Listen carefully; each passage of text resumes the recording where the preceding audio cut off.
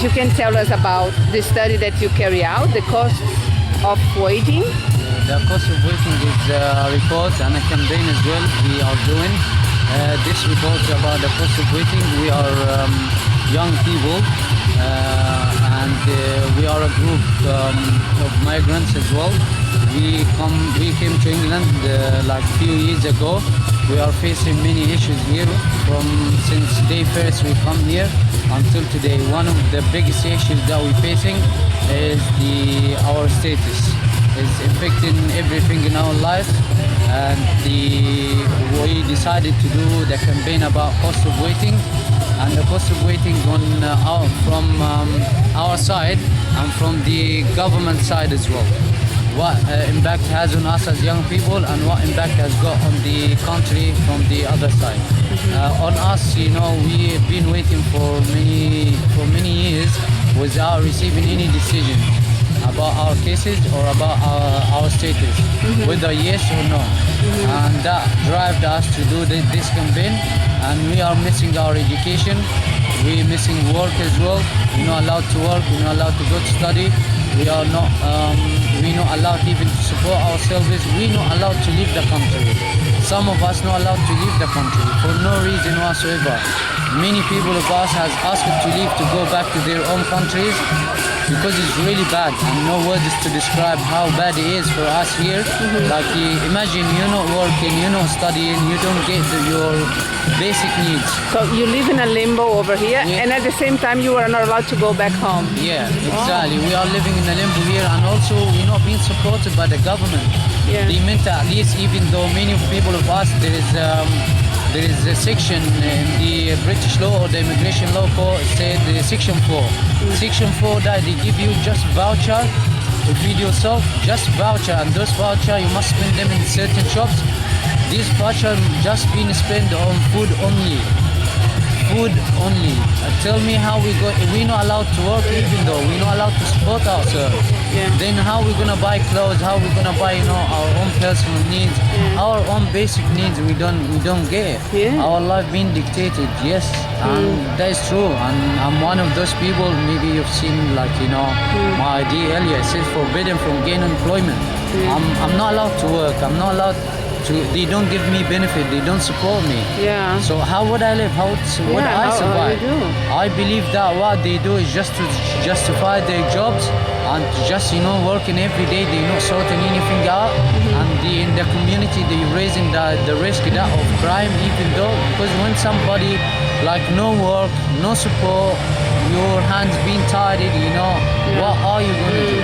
And is there any organization, or are there any organizations that are supporting your case or your cases and supporting you and helping you in some way? Well, wherever we go, the answer is the same. Everything goes back to the law. Everything goes back to the lawyers. Yeah. And even now they make it worse, and they cut the legal age. So we cannot even access justice. What kind of life is this? Yeah. We cannot. If we cannot access justice, we cannot access education, even to represent ourselves. Yeah. We cannot do anything. We just stuck limbo, we stuck here. We our life in a limbo. We not in, we not out, and we don't know, even for the worst thing, we don't know when they're gonna decide that. Yeah. Some of us waiting for 7 years, 12 years. 12 years, many people, they got mad. Yeah. Because either you go mad or you do something wrong. You harm yourself, harm somebody. How are you going to survive? Yeah. We need answer for that. How we are going to survive for that long time. Definitely. And we are young. If you're waiting when you're young, not the same if you're waiting while you're old as well. Young people wants to do something. And when we came here, we were underage. Our youth, has been lost. Yeah. From underage until now. How it feels when I see an English person or a person who got status goes to study or allowed to work, and I'm just stand still in my place and looking at them, how it feels. Yeah. There is no equality here. There is no, we don't think they respect justice here.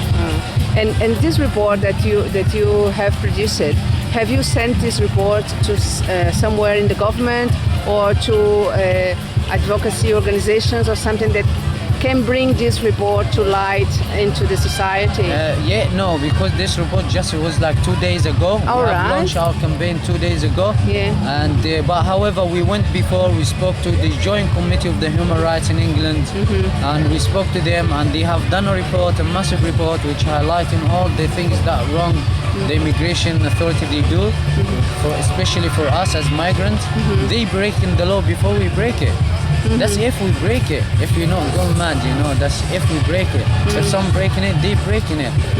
For example, they shouldn't use the information being gathered in the screening interview to damage the credibility of young people and their asylum, and they use that, which is against the law.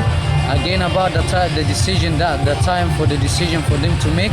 Yeah. And they said on their website, UKBA, they said like 6 months, and they just updated it to 30 days. However, you can imagine like 8 Yeah. years, 6 years, we're just waiting. Definitely. And unfortunately, there's no help. And wherever we go, yes, we get support from community projects such as Praxis.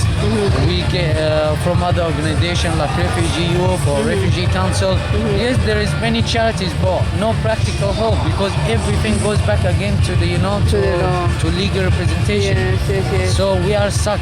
Even legal aid, they cut it. The life here is really bad, and many people of our group that they ask, even though the Home Office, to give them permission to leave the country, because many people are stateless. Yes. They yes. cannot send them back to anywhere, and they're not in. Yeah. What so are they gonna do? They are nowhere. Yeah, they nowhere, Yeah, and which is against their human rights.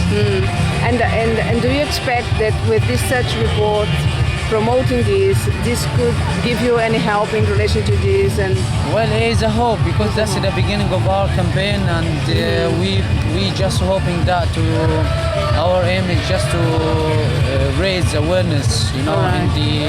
especially in the population in England. Okay. They have got like a very bad idea about asylum seekers and migrants. That's because mainly because the media in England here, they highlighting just the negative side of many the stereotypes. and they stereotype the rest. So we are hoping that we raise awareness, and we hoping the Home Office or the Immigration Authority to change their minds and to do things properly according to the law. We're not asking for more than justice. Yeah. All right. Anything like. Well, we are going to publish this in Integration and all the information about this. And thank you very much. Thank you very much. Thank you. Thank you very much as well for helping us. Thank you. Bye bye. Yeah, thank you.